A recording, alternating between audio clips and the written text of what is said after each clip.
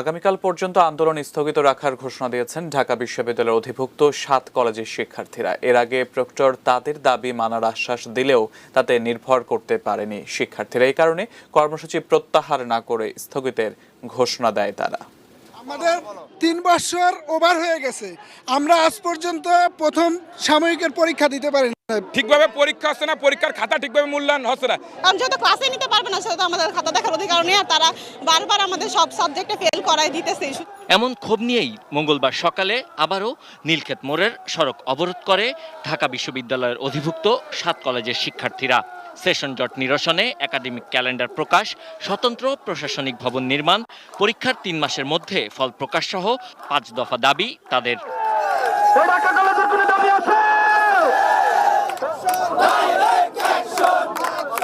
শিক্ষার্থীদের কর্মসূচির সময় পুরো এলাকায় তীব্র যানজটের সৃষ্টি হয়। তবে প্রশাসনের আশ্বাস না পাওয়া পর্যন্ত রাজপথ না ছাড়ার হুঁশিয়ারি দেন তারা।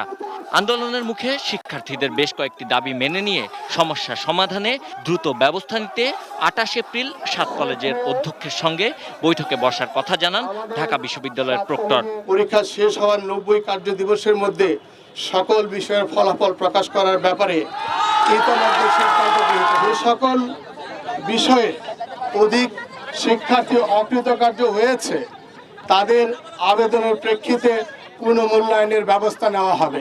একাডেমিক কার্যক্রম পরিচালনার জন্যই ইতিমধ্যেই প্রশাসনিক ভবনে স্বতন্ত্র সেল গঠন করা হয়েছে।